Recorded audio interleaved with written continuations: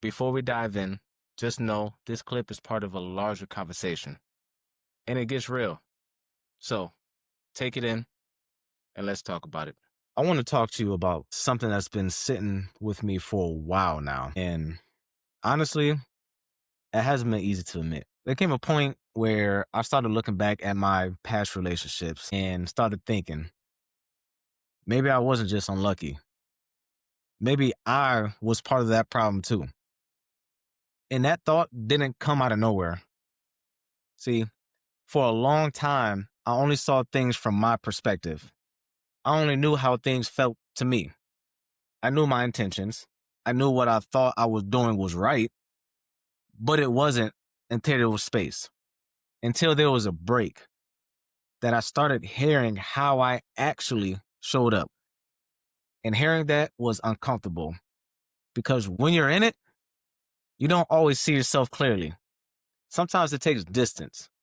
Sometimes it takes someone being honest with you after things cool down. And when I finally heard how I came across, not how I meant to come across, that's when it hit me. That's when I started thinking, okay, maybe there's more here I need to look at. And that realization forces you to sit down with yourself in a different way. For me, I had to accept that in a lot of situations, I didn't always know how to show up in a healthy way. It's not because I didn't care, not because I didn't want peace or connection, but because I was still operating from old survival habits. That realization brings up a lot. It brings up regret, brings up grief, questions about opportunities you might have missed or might have messed up, moments where someone really was trying and you couldn't fully receive it. That part, that part hurts because the truth is, I do know what I want. I want peace. I want emotional safety. I want consistency. I want someone who is genuinely trying, even if they don't get it perfect every time. But knowing what you want and being able to recognize it, appreciate it, and trust it when it shows up, those are completely different skills. And that's where childhood trauma still shows up in my life. When you grow up in chaos, unpredictability, or emotional instability, your nervous system learns a certain pattern. It learns to stay alert, to brace for impact, to expect things to fall apart. So when someone shows up calm, patient, consistent, your body doesn't always recognize that as safety. Sometimes it feels unfamiliar, and unfamiliar can feel uncomfortable. I've had to be real with myself about how that played out, how I sometimes misread situations, how I assumed the worst instead of asking questions, how I shut down or pull away, not because I didn't care, but because that's how I learned how to protect myself. Realizing that doesn't mean that I'm broken. It means that I'm becoming aware. And awareness changes everything because now, instead of reacting right away, I can pause.